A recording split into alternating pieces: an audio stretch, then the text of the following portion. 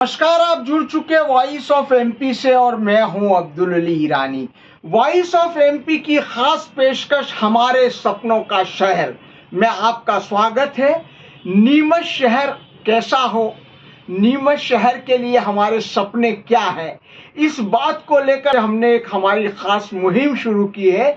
मेरे साथ मौजूद है भानु दवे साहब, जो कि सोशल वर्कर भी है, बिजनेसमैन भी है और नीमच के वरिष्ठ नागरिक भी हैं।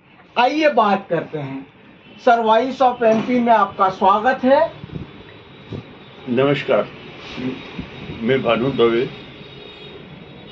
मैं 1968 में नीमच में ये सोच के आया था कि ये पूरे मालवा क्षेत्र का नीमच पेरिस है और इसे यहाँ पे मैंने अपना संस्थान शुरू किया था।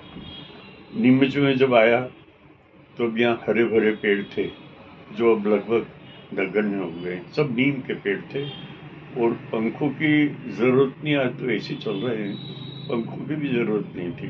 पंखे हमारे यहाँ पहली बार बिकना शुरू हुए 1972 में।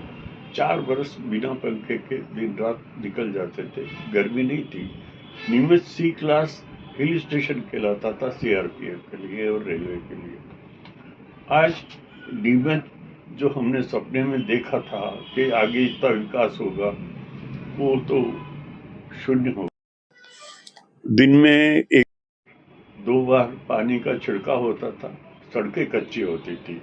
जो आज टैगोर मार्ग देखते हैं, वो टैगोर मार्ग झंडी गली था जहाँ केवल फ्लैग कार्स अलाउ थी। नॉर्मल सिविलियन उस रोड से टैगोर मार्ग से नहीं निकलता। जो था वो सब तिलक मार्ग ही था और बिजनेस भी यही सेंट्रलाइज था। हमने सोचा था कि जो बड़े बड़े बंगले उन दिनों में यहाँ विकास होगा, सीआरपीएफ में विकास होगा, पर जैसे जैसे शहर को ग्रो करना था वैसे वैसे ये डिग्रो करने लगा। यहाँ सीसीआई जैसी संस्थाएं आई और वो कुछ वर्षों में ही बर्बाद हो गई, बंद हो गई। यहाँ के रोजगार के अवसर कम हो गए। यहाँ के रेलवे के इंस्टीट्यूट्स, रेलवे के स्कूल, रेलवे के अस्पताल, रेलवे के जो कोल स्टेशन थे, रेलवे का मेंटेनेंस का स्टेशन था, वो कम से कम होता गया। यहाँ मिशन हॉस्पिटल बहुत बड़ा अस्पताल होता था, जो सिविल हॉस्पिटल है इसको धर्म अस्पताल बोलते थे और बहुत खराब हालत थी। मिशन हॉस्पिटल एक क्षेत्र का बहुत अग्रणी अस्पताल था, वो आगे जाके नेस्तनाबूद हो गया। यहाँ नीमच की जो आवश्यकता है आज है, जैसे जनसंख्या बढ़ रही है वैसे सुविधा नहीं बढ़ी है यहाँ पे, और उसके ऊपर ध्यान देना चाहिए था। हम लोग सब लोग ध्यान नहीं दे पाए, इसका बहुत अफसोस है। नीमच का बिजनेस दिनों दिन कम होता जा रहा है और पास के जो अंचल के मार्केट है, निवाड़ा या पीपलिया, वो बहुत डेवलप कर गए। मंदसौर से बहुत अग्रगण्य था नीमच, बहुत आगे निकाला हुआ था। आज मंदसौर में बहुत विकास हुआ, यहाँ विकास नहीं हो रहा है। यहाँ की सड़कें आज से 50-60 साल के जो थी उससे बदतर हालत में आज है। आज पुल बनते हैं यहाँ पे और उनकी साइडिंग गड्ढे में है और उसकी दुर्दशा 6 महीने में हो गई जो नई पुल बने बारटोली नाथवाल। तो हमारे यहाँ विकास की संभावना है बहुत है, पर क्या वास्तव में विकास हो रहा है? क्या हमको केवल शब्द विभाग दिखलाए जाते हैं? क्या हमसे सुविधा छीनी नहीं जा रही? सर, ये जो बात आपने कही कि इस जमाने का नीमच आपने देखा, 1968 1972 की आपने बात बताई, उस समय का नीमच है और आज जो नीमच है जी, मास्टर प्लान भी लागू किया गया था, कई चीजें हुई थी। वो कहाँ दिख रहा है? वो मास्टर प्लान कहाँ दिख रहा है? ये तो गुमटियों का शहर हो गया। शहर गुमटी के अंदर चला गया और गुमटी में भी ये है कि जो पुरानी रखी हुई थी उनको दूसरी जगह रख दो, दूसरे से तीसरा रख दो, अतिक्रमण के नाम में उनको हटा दो, फिर दूसरी जगह बसा दो और पैसे का खेल हो रहा है। उसके खिलाफ कुछ भी नहीं हो रहा है। आपने जो बातें बताई, अब मेरा थोड़ा सवाल ये है कि नीमच की, आज आपने बताया कि मंदसौर से पिछड़ गया, चित्तौड़ से पिछड़ गया, जो कभी आगे दिखाई देता था, यहाँ सीआरपीएफ है, फुल आएंगे। इन सारी बातों को देखते हुए नीमच के विकास में किसको आपको आप सबसे अहम मानते हैं? नीमच, आपके सपनों का शहर नीमच कैसा होना चाहिए?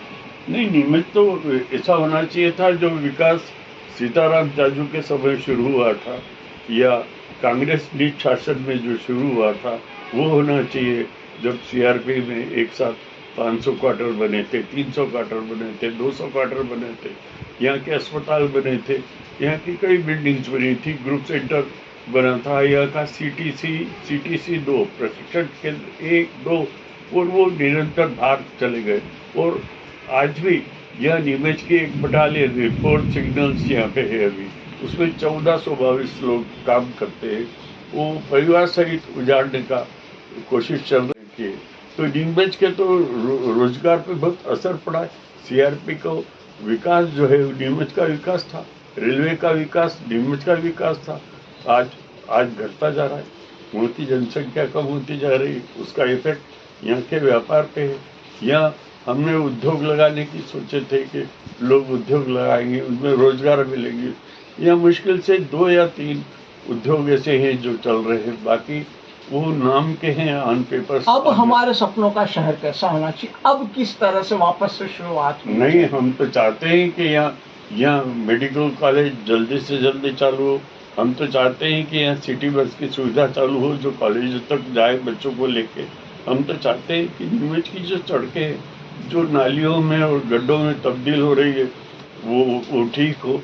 यहाँ नीमच में जगह जगह पानी का भराव है, वो भराव नहीं होना चाहिए। थोड़ी सी 1 इंच बरसात के अंदर हालत देखिए आप फव्वारा चौक के, हालत देखिए बारा चौक की, वो पानी भर जाता है। तो जो 100 बरस पहले नहीं भरता था, 50 बरस पहले नहीं भरता था, ऐसा क्यों हो रहा है? ये निर्माण में भी त्रुटि है, ये त्रुटियां आई है, इसके ऊपर भी ध्यान देना चाहिए। औद्योगिक क्षेत्र में किस तरह का विकास होना चाहिए सर? नहीं, हम तो ये चाहते हैं कि सीसीआई पुनः से वापस चालू हो, आसपास और उद्योग, जैसे जावद क्षेत्र के अंदर सोलर एनर्जी पावर की फैक्ट्रियां चालू हुई है, सोलर एनर्जी का उत्पादन हो रहा है। नीमच में भी कई क्षेत्र है, कई गांव है छोटे जहाँ ये सोलर एनर्जी के हो सकते हैं। यहाँ विंड मिल की भी संभावना है। जो हरकाखाल डैम है उसके आसपास लगी हुई बहुत सारी भूमि है जहाँ अतिक्रमण है और अवैध कृषि की जा रही है। उन क्षेत्रों के अंदर वहाँ विंड पावर मिल भी चल सकते हैं और अच्छे चलेंगे। एजुकेशन के क्षेत्र में किस तरह का डेवलपमेंट हो? आपका सपना एजुकेशन को लेकर नीमच के लिए क्या है? साहब, मैं बहुत कड़वी बात कहूँगा, शासन चाहते ही नहीं कि उनके स्कूल चले। पिछले 5 वर्ष में 450 प्राइमरी स्कूल शासकीय बंद किए गए और 350-400 स्कूल बंद होने की भी साजिश चल रही है कि वो बंद हो जाए और वो सीएम राइज स्कूल में तब्दील हो जाए और बाद में वो भी प्राइवेट हो जाए। पुराने जिन स्कूलों के उद्घाटन हमारे बुजुर्गों द्वारा किए गए थे, वो आज प्राइवेट स्कूलों में, तथाकथित स्कूलों में बदल गए हैं और जहाँ बहुत फीस। अब क्या होना चाहिए सर? हम तो ये चाहते हैं गरीबों का शिक्षा मुफ्त में मिले, सरकारी स्कूल बने। सरकारी स्कूल की बात ही अलग है, वहाँ के हम तो निकले हुए हैं, हम तो कॉन्वेंट एजुकेटेड नहीं है, हम तो सरकारी स्कूल में ही पढ़े और हमारे बच्चे भी सरकारी स्कूल में पढ़े, आज विदेशों में कार्यरत। सर, नीमच को कभी फुटबॉल के लिए ख्यात नाम रहा है। खेलों के क्षेत्र में किस तरह से हमें अपने शहर को उभारना चाहिए, शहर की प्रतिभाओं के लिए काम? आपने ये प्रश्न पूछ के और मेरा दिल प्रसन्न कर दिया। मैं तो यहाँ बिजनेस कम और फुटबॉल खेलने दिखाया था। मैं पुराना फुटबॉल खिलाड़ी हूँ और सेंटर फॉरवर्ड पोजीशन पे खेलता था, तो मैं यहाँ के खेल की प्रतिभा का कायल था। मैं तो हरनारायण दीवान और डेल डिसेना जैसे जो फुटबॉलर थे वो मेरे लिए आदर्श थे। वो मैं तो नियमित सोच के आया था कि व्यापार भी करेंगे और फुटबॉल भी खेलेंगे। तो वो सपना दूर हो गया। कारण है कि फुटबॉल के ग्राउंड ही खत्म हो गए। हम जहाँ खेले हैं उन दिनों में 68 में आके, वो तो ग्राउंड ही खत्म कर दिए। वो गुमटियों का शहर हो गया, ढाबे लग गए वहाँ पे। और स्टेडियम जो बनाया था वो सपने में देखा था। तो स्टेडियम की क्या दुर्दशा है ये पता नहीं, वो कलाली से ही बदतर है। कलाली से भी बदतर है। मेरा अहम प्रश्न है सर जी, कि स्वच्छ और सुंदर नीमच के लिए क्या किया जाना चाहिए? वो शायद मेरे को संभव नहीं लग रहा है कि मेरी जी हो पाएगा, क्योंकि मैं तो इस शहर के अंदर बारादरी से लेके जाजू बिल्डिंग तक नीम के हरे भरे वृक्ष देखता था। वो कहाँ संभव है अब लगना? यहाँ किस जगह लगाएंगे? हम आसपास ही लगा दे वृक्ष नहीं है तो आसपास बगीचे लगाए। बगीचे के नाम पे गैरेज बन गए, अटाला इकट्ठा करने की जगह बन गई। बगीचों के अंदर अवैध धार्मिक स्थल बना दिए गए रातों रात। तो हमारे यहाँ तो हवा के लिए, पानी के लिए कोई जगह ही नहीं है कि कोई बुजुर्ग लोग या बच्चे खेल सके, बुजुर्ग शाम को टहल सके। ऐसा कोई निवेश स्थान ही नहीं। सर मेरा आपसे निवेदन ये है, आप क्या सुझाव देंगे आज की युवा पीढ़ी के सपनों के नीमच के लिए? सर कैसा नीमच होना चाहिए? नहीं, हम जिन आश्वासन पे जिए हैं वो आश्वासन ही पूरे हो जाते तो नीमच का विकास हो जाता। हमको हर व्यक्ति ने धोखा दिया, हर राजनेता ने धोखा दिया, हर राजनीतिक दल ने धोखा दिया। मैं एक शेर अर्ज करना चाहूँगा कि हम तो समझे थे कि बरसात में बरसेगी शराब, और आई बरसात तो बरसात ने दिल तोड़ दिया। हम पिछले 56 बरस से नीमच में मतदाता है, और हमको जब भी सब्ज बाग दिखाए गए, हम जो सपने देखे वो कभी साकार हो, अगली पीढ़ी को साकार हो, अगली पीढ़ी को वो सुविधा मिले जो सपने हमने देखे। जाएगा। आप थे भानु दवे साहब, वॉइस ऑफ एमपी से हमारे सपनों का शहर, और इसी तरह के अपडेट के लिए आप जुड़े रहिए हमारे साथ, और हमारे चैनल को सब्सक्राइब कीजिए। यूट्यूब पर, फेसबुक पर और अन्य सोशल मीडिया के प्लेटफॉर्म पर वॉइस ऑफ एमपी आप देख सकते हैं। किए टीवी के 127 नंबर चैनल पर वॉइस ऑफ एमपी लगातार देखा जा सकता है। मेरे सहयोगी विनोद गुजर के साथ अब्दुल अली ईरानी।